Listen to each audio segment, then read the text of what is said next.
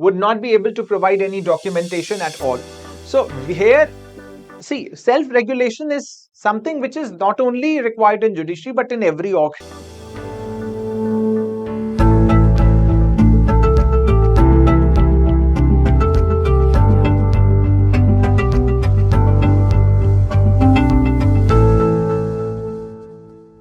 So hello students and welcome to another lecture, and the topic of this lecture is judicial accountability in India.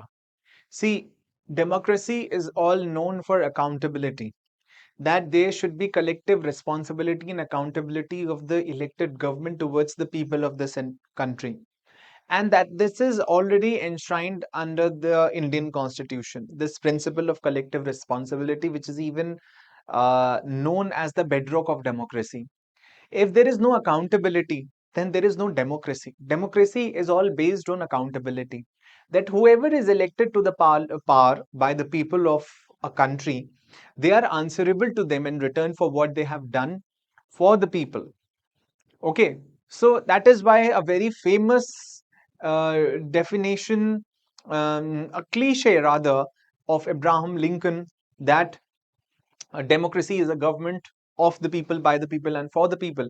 That people elect the government, and people are elected out of those, only the normal crowd, the people are elected, and for whom they work for the people. So there has to be an accountability. If there is no accountability, there is no answerability, then it may be any form of government. It may be a dictatorship, it may be a fascist government, it may be an anarchy, I mean an aristocracy, it may be a kingship or monarchy, it may be anything, but it cannot be a democracy. But here we are talking about judicial accountability. Judicial accountability means the judiciary is one organ of the government which is completely separate from the executive. Even the Supreme Court in its various judgments have stated that some of the issues which fall within the legislative domains or the executive domains, the Supreme Court refuses to interfere in them, because according to Article 50, there is a complete separation, which is the directive principle of state policy. There is a complete and manifest separation between the executive and judiciary. They cannot be mixing or intermingling of these two organs or these three organs.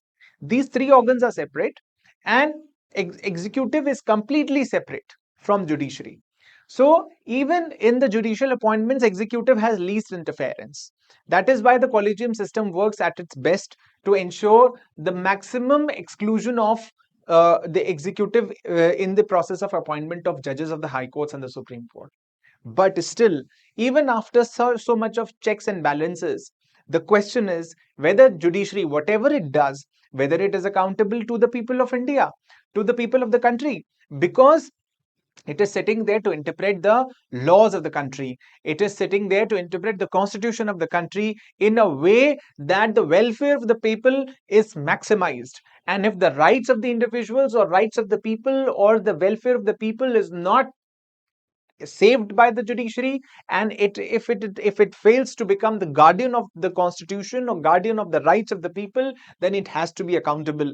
For example, what if the judges tries to allure the government to, in order to secure some official benefits or official privileges? For example, what if a judge wishes to become or hold a political post after his retirement, and during his tenure he continues to allure the or please the government of the day in order by writing judgments which are not in favor of the people but in favor of the government? That's how this has happened in the history, that the judges who have favored the government, they have ascended to the post of Chief Justice of India when the appointment process involved the executive's interference to a great level in the appointments and promotions of judges, in the process of appointments and process of judges of the high courts and the Supreme Court. That is why judicial accountability is yet another topic that has to be ensured. It's not that the judiciary is not accountable.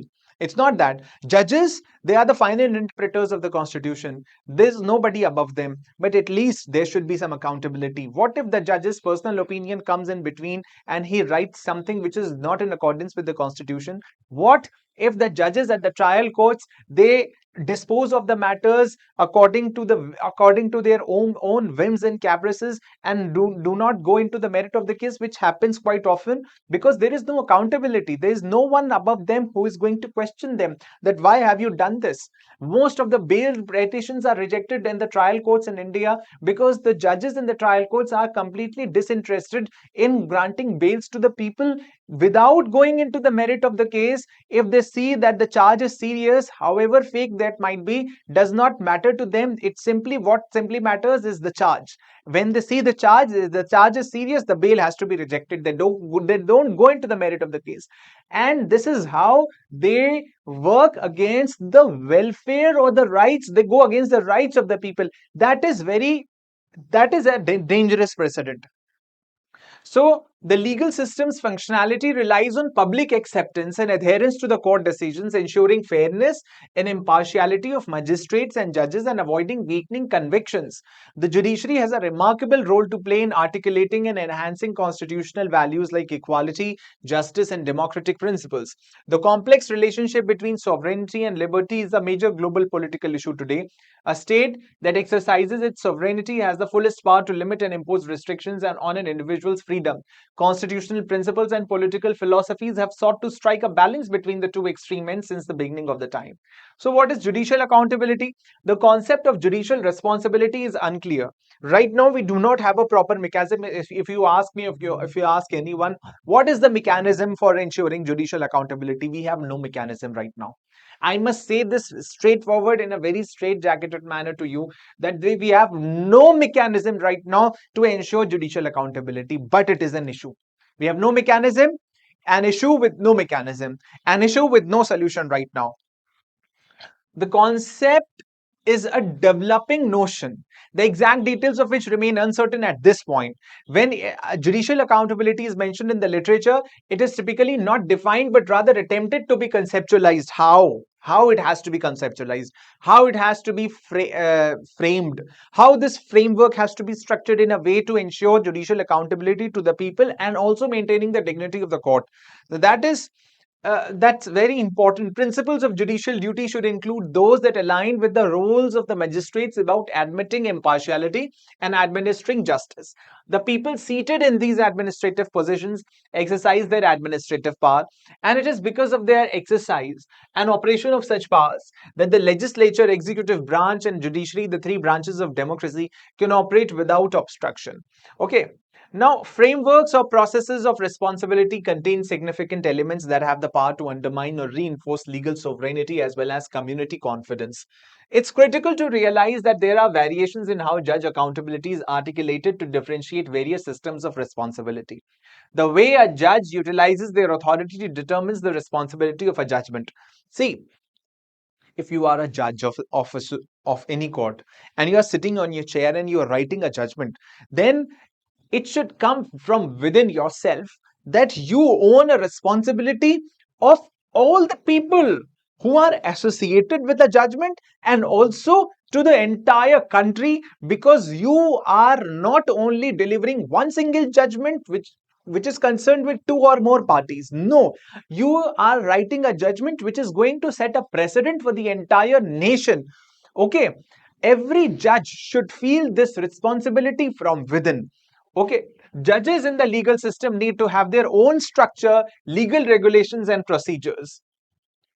Self-governance is unquestionably a crucial component of a judge's job, since a judiciary devoid of autonomy, skill, or reliability would not be able to provide any documentation at all. So here, see, self-regulation is something which is not only required in judiciary but in every organ at every step. But that's not how the law is made. We cannot leave everything to self-regulation. We have to have some framework for judicial accountability. The person exercising democratic republic power must take responsibility for it in order to prevent any terrible occurrences within the democratic system. Judges, bureaucrats, and others with authority ought to be held fully accountable in addition to politicians.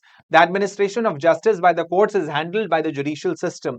Although judges are respected for carrying out their duties, there are numerous instances where their rulings have left people frustrated with legal system and have caused them to lose faith in it.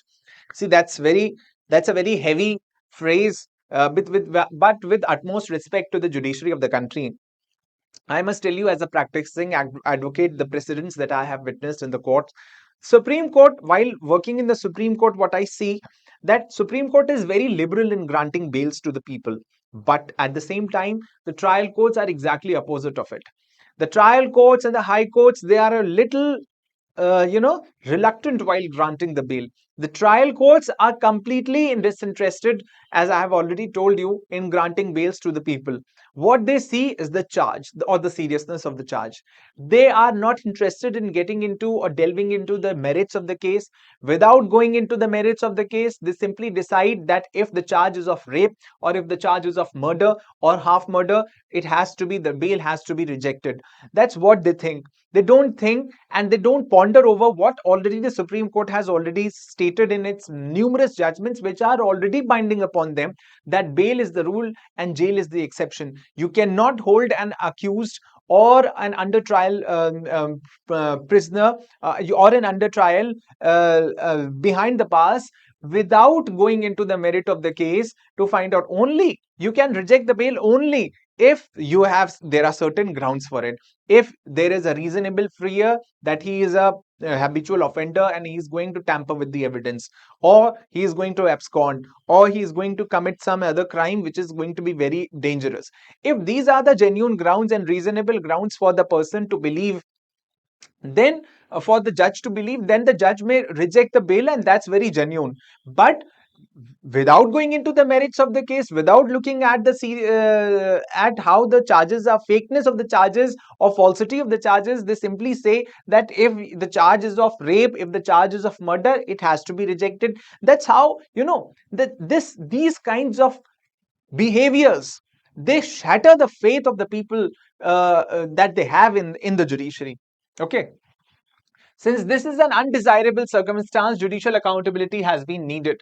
Article 235 of the Constitution states that one of the requirements for independence is accountability. The High Court can assert control over the lower judiciary and demand responsibility through this provision. Challenges in judicial accountability: lack of transparency. The Indian legal system has come under criticism for lacking transparency, particularly when it comes to the appointment and disciplinary procedures. Inadequate public access to data hampers through examination. For instances, the judiciary has a long record of attempting to obtain exemptions from the Right to Information Act for itself. Right to Information Act is a law which ensures accountability within the government departments. Okay, the public has a right to know. The public has a right to be informed. And that's a part of Article 19(1)(a) of the Constitution, freedom of speech and expression. But the judiciary says that it is a right. But when it's come to its when it comes to upon itself, the application of RTI, it says that we are excluded of it. Why? Because they don't want to be accountable. Delays in disciplinary processes. The effectiveness of systems for accountability is impacted by the frequent delays in disciplinary processes against judges. Judges are not interested in disposing of the case hastily. They want to delay it. Okay, let us see, give another date, we will see to it. Okay, there is a case, you look at the check bouncing, the pace of the check bouncing cases under Negotiable Instruments Act, the pace at which the Negotiable Instrument Act cases are being disposed of in the district courts or the trial courts, it's 7 years or 8 years, it is lingering on the same stage. They are not moving ahead. So these kinds of things, limited public participation. Since the process is largely internal and does not involve active public participation, the public's ability to hold judges accountable is limited. Encouraging the public to voice concerns and take part in the process of accountability is essential. Trends in the legislation pertaining to judicial accountability. Now, what are the trends? We have the Judges Inquiry Act 1968. See, there is a process of removal or process of impeachment of the judge of a High Court and the Supreme Court. Okay, a judge can be removed. But what are the grounds? The grounds are that if the judges, they do something which is against the Constitution, violation of the Constitution, or something that he becomes incapable of discharging his duties, Then these are some of the cases where the judges can be removed, but the whole process is not given in the constitution. The whole process for the removal of judges, it is given under the Judges Inquiry Act 1968. To hold Supreme Court and High Court judges accountable for their conduct, the Judges Inquiry Act, the only piece of legislation still in effect today, was a unique idea in the Indian democracy. If it is determined that a judge is misbehaving or unable to serve in their current role, this act will take effect. A resolution must receive the support of 50 votes in the Rajya Sabha or 100 votes in the Lok Sabha to be introduced in the parliament. Okay. The grievance against the judge is given for investigation to a committee made up of one judge from each of the Supreme Court and High Courts as well as renowned jurists. The committee will then evaluate the complaint in its entirety after the motion is approved by the speaker or the chairman, depending on the situation. The committee recommends the judge's impeachment according to Article 124 or 217. 124 is for Supreme Court, 217 is for High Court, as appropriate if it believes that the judge is unable to carry out his judicial duties. Now, these are the bill which was, we are not going to discuss it here because this Judges Inquiry Bill was brought to amend the Judges Inquiry Act and nothing significant it contains. The other legislations, the Judges Declaration of Assets and Liabilities Bill 2009, Judges Standard and Accountability Bill 2010, they have not been made the law right till now. They are bills. The concept is there. See, the thought is there, but they have not been materialized so far. Ways to ensure judicial accountability. We have certain writs like prohibition. It is an order that a higher court issues to a lower court or tribunal to stop the latter from encroaching on its territory or usurping territory that it does not already hold. Thus, the writ is issued in both cases where there is excess of jurisdiction and where there is absence of jurisdiction. If a trial court is encroaching upon an area which is out of its jurisdiction, then the higher court can prohibit the trial court or the lower court from encroaching upon an area which is out of its jurisdiction. Okay, certiorari. A higher court issues one to a subordinate court or tribunal in order to overturn the latter's decision in a particular instance. It is issued because of either an overabundance of jurisdiction, insufficient jurisdiction, or a legal error. In contrast to actions that are solely ministerial, the term judicial acts refers to the quasi-judicial functions that are performed by administrative entities, authorities, or individuals who are required to perform such functions. The decision of whether or not a body should operate in a judicial manner must be made in each case in view of the case conditions. Impeachment procedure. The Judges Inquiry Act lays down the whole process of impeachment. In-house mechanisms, we have the senior judges. They are involved in making a behavior, proved misbehavior, incapacity को prove करने के लिए internal committees बनती हैं. Function of higher judiciary. The Supreme Court and other high courts have a supervisory function in guaranteeing accountability. Historic rulings have been rendered to uphold accountability and integrity of the legal system. Steps needed for judicial accountability. ये वाला जो bill है, Judicial Standards and Accountability Bill, ये आना चाहिए. National Judge Appointments Commission आना चाहिए. पूरा कमीशन बैठना चाहिए. उसमें से सिर्फ जो एलिजिबल कैंडिडेट्स हैं वही जजेस बनेंगे. ठीक है, उनकी कैपेबिलिटी को देखते हुए जजेस बनेंगे. कोड ऑफ कंडक्ट फॉर जजेस आना चाहिए और ये स्ट्रिक्टली इंप्लीमेंट होना चाहिए. एथिकल एंड मॉरल स्टैंडर्ड्स होने चाहिए.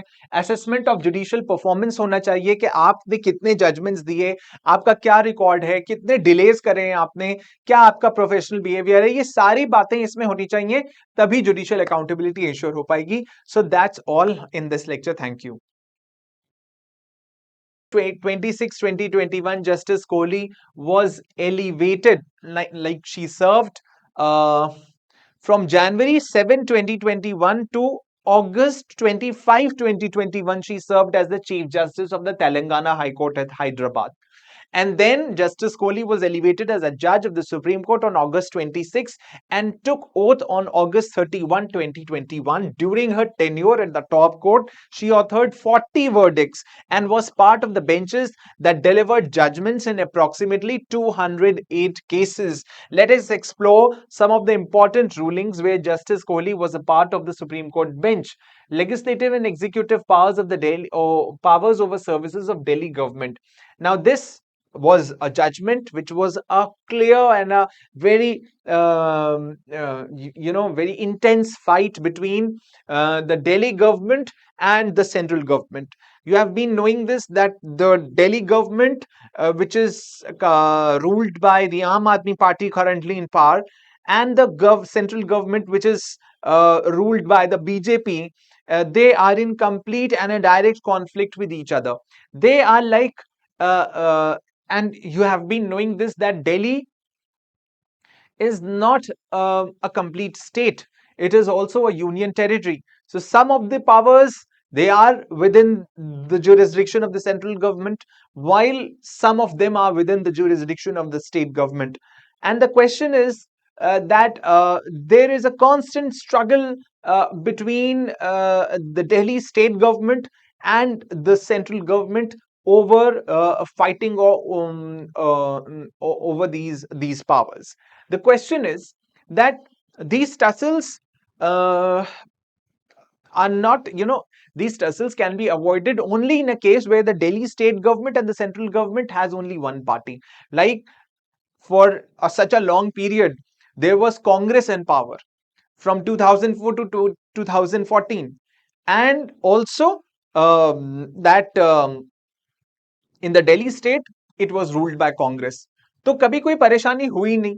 दिल्ली में भी कांग्रेस थी, सेंट्रल गवर्नमेंट में भी कांग्रेस थी, तो दोनों एक ही गवर्नमेंट थी, तो कोई प्रॉब्लम नहीं हुई. अब प्रॉब्लम तब आती है जब दोनों अपोजिंग पार्टीज जो हैं वो रूल में आ जाएं एक साथ. स्टेट में एक आ जाए और दूसरी सेंटर में आ जाए, तो प्रॉब्लम हो जाती है. तो वहां पर क्वेश्चंस ऑफ लॉ बड़े इंपॉर्टेंट छिड़ गए थे. The constitution bench, government of NCT of Delhi versus union of India. The Constitution bench was considering a question whether the Delhi government has legislative and executive powers over services or not. The bench held that the Delhi government has control over the civil servants and the day-to-day administration of the NCT of Delhi, except for matters related to police, land, and public order. So, this was the judgment of which Justice Hema Kohli was part, and it was clearly stated in this judgment. The bench held that the Delhi government has control over the civil servants and day-to-day administration of the NCT of Delhi, except for matters related to police, land, and public order. Police, land, and public order, they are out of the jurisdiction of the state government. They fall within the jurisdiction of the central government, while the day-to-day administration is within the jurisdiction of the state government, and the state government has full control over the civil servants for the day-to-day administration. The NCTD, National Capital Territory of Delhi, is not similar to other union territories, because other union territories are completely full-fledged union territories like Puducherry or like Andaman and Nicobar or Lakshadweep. They have no statehood. Delhi has partial statehood, and Delhi has partial, partial. It is in a partial state of union territory as well. So NCTD is similar to other states by virtue of Article 239 AA. NCTD is accorded a sui generis status, setting it apart from other union territories. NCTD, similar to other states, also represents the representative form of government. The involvement of the Union of India in the administration of NCTD is limited by constitutional provisions, and any further expansion would be contrary to the constitutional scheme of governance. The executive power of NCTD is coextensive with its legislative power, that is, it shall extend to all matters with respect to which it has the power to legislate. The exercise of rule-making power under the proviso to Article 309 does not oust the legislative power of the appropriate authority to make laws over entry 41 of the state list. Now, these are some of the notable pointers out of this notable landmark judgment, Government of NCT of Delhi versus Union of India, which we shall be taking separately in some lecture, and we can discuss this case in detail there, what is mentioned under these relevant articles and what is about these different entries like entry 41 of the state list. But the whole question is that you should have a basic idea about that Justice Hema Kohli was part of this judgment, and this judgment gave these kinds of observations. Now, coming to legal recognition for same-sex marriages, Supriyo or Supriya Chakrabarti versus Union of India. This is yet another landmark judgment, because see, sexual intercourse between the same sex, two adulting consenting adults, it was made legal. Okay, sexual intercourse, having sex with a person of the same sex, was made legal in Navtej Singh Johar versus Union of India, where the Supreme Court struck down Section 377 of the erstwhile IPC as unconstitutional and null and void because it violated Article 14, Article 19 and 21 of the Constitution, because it violated right to privacy, and it violated right to life and personal liberty, and it violated right to equality in the observations of the Supreme Court.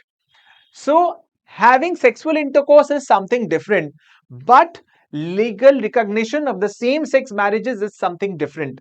This is also a case which we are going to discuss separately in some other lecture, but having a little discussion is important here also, that legislative recognition, legal recognition. See, when a person marries, when he enters into a marital relationship, the two people, their marital status changes. They turn into from single to married relationships. I mean, marital status क्या हो जाता है, single से married हो जाता है. अब जब ये मैरिड हो जाता है तो सारे आइडेंटिटी कार्ड्स के ऊपर भी आपका रिकॉग्निशन होना चाहिए. तो आपको अब पासपोर्ट के ऊपर भी मैरिड होना चाहिए, हर चीज के ऊपर मैरिड होना चाहिए. तो जब भी शादी होती है तो उसका रजिस्ट्रेशन भी होता है. ठीक है, साथ गवर्नमेंट के पास ही पता रहे कि हाँ भाई ये लोग जो है इनकी शादी हो गई है, इनकी इनसे शादी हो गई है, और अब ये हमारी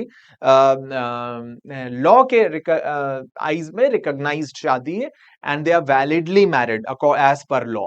द क्वेश्चन इज कि वो legal recognition same sex marriages में नहीं है, क्योंकि जब देखिए शादी होती है तो कोई स्कीम आ सकती है मैरिड लोगों के लिए, कोई डिफरेंट लॉज बाय लॉज आ सकते हैं. ठीक है, बहुत सारे लैंड इश्यूज हैं जहां पे स्पाउस के लिए स्पाउस की जमीन पर हस्बैंड कहा गया, हस्बैंड की जमीन पर स्पाउस बीवी कहा गया. तो ये सब देखिए, ये सब लॉज एप्लीकेबल हो जाते हैं जब शादी होती है, और जब शादी रिकॉग्नाइज हो जाती है, उसका रजिस्ट्रेशन हो जाता है, तो सारे लॉज एप्लीकेबल हो जाते हैं. अब क्वेश्चन ये है कि अगर गेज शादी करते हैं या लेस्बियन शादी करती हैं, तो फिर उनको वो चीज कैसे मिलेगी, क्योंकि उनकी शादी रिकॉग्नाइज नहीं है. यहां पर सेक्सुअल इंटरकोर्स के लीगल होने की बात नहीं हो रही थी. यहां पर बात हो रही थी कि अगर वो शादी करते हैं तो उनकी शादी को भी रिकॉग्नाइज करना चाहिए. लेकिन इस केस में 5 जजेस बेंच ने ये कहा कि majority opinion ने ये कहा, और majority opinion included Justice Hema Kohli and emphasized the importance of upholding the principles of equality and non-discrimination enshrined in Article 15 of the Constitution. लेकिन इसमें legal recognition देने से बिल्कुल मना कर दिया था. ये कहा जा रहा था कि स्पेशल मैरिज एक्ट 1954 को ब्रॉडली रीड डाउन किया जाए, ब्रॉडली रीड किया जाए to include even same-sex marriages, लेकिन supreme court declined that plea and said that कि ये नहीं हो सकता, क्योंकि ये लेजिस्लेटिव डोमेन है और इसमें जुडिशरी इंटरफेयर नहीं कर सकती. जो दूसरा केस है वो है reference case, presidential reference case, Patanjali Ayurved limited through its managing director Acharya Balkrishna and Baba Ramdev. ये था, ये केस भी हम आपके सामने सेपरेटली डिस्कस करेंगे कि किस तरीके से मिसलीडिंग एडवर्टीजमेंट्स जो होते हैं, कि जहां पर ये खा लीजिए तो एकदम आपकी बीमारी ठीक हो जाएगी, मैजिकल रेमेडीज जो दिखाई जाती हैं, ये मैजिकल रेमेडीज जो हैं ये लॉ में अलाउड नहीं है, और इसमें कोई protection article 19 freedom of speech and expression में इनका नहीं है. तो इस केस में भी justice Hema Kohli was part of it. Okay, इसके अलावा apart from these judgement, justice Kohli was also a member of the supreme court bench in the Aureliano Fernandez versus state of Goa and others, Subhash Desai versus principal secretary governor of Maharashtra and others. She is renowned for her judicious approach and commitment to upholding the rule of law, which is clearly visible through her verdicts. Okay, so that's all. Thank you.